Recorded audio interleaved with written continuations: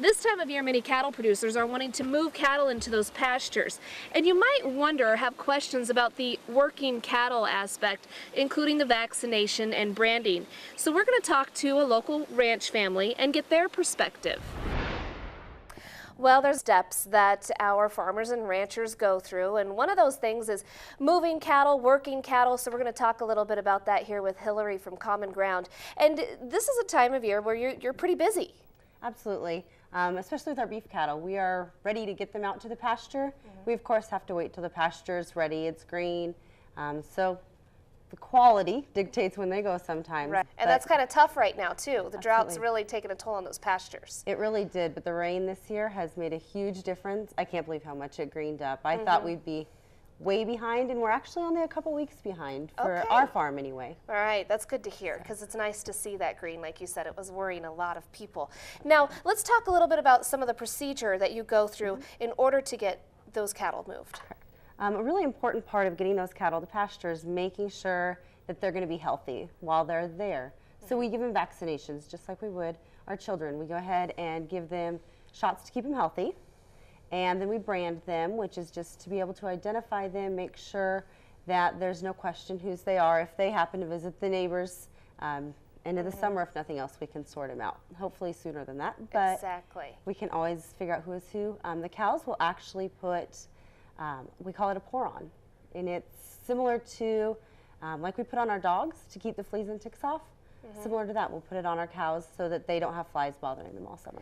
So let's go back to the vaccination part of it. I like how you compared it to like we do our kids, because some people are worried about the vaccines that cattle get. Absolutely. Well, the vaccines are very safe. They've been tested and researched, and what we do is we will give those vaccinations at very, very scheduled times, very cautiously. We always give them in the neck region of the calf because that's not where your good meat is. Generally, it's never going to be an issue, but that's just an extra safety caution.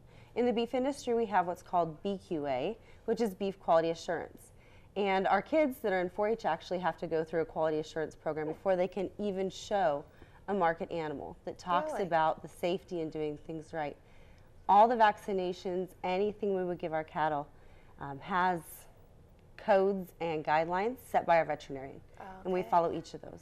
So that's really kind of reassuring, even because it is something that people, when they go in the grocery stores, they have that question. Absolutely, and that's something we are very concerned about as producers, because we eat that meat too, and we want it to be healthy and safe for your family. If you have questions about this, Common Ground is a great resource of information, and these ladies will help you out there if you have questions as well. And Hillary, thank you so much. Yeah, thanks, Marilyn. We've talked a little bit about what the Farm Bill is, so now we're going to talk a little bit about the cost.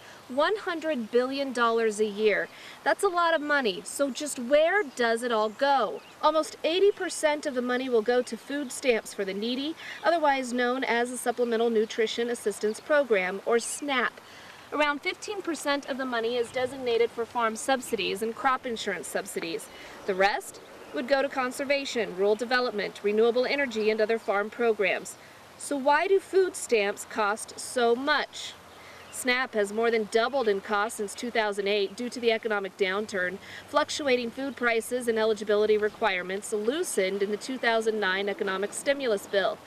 So you might be thinking, if this is a farm bill, why are food stamps even included? Here's why.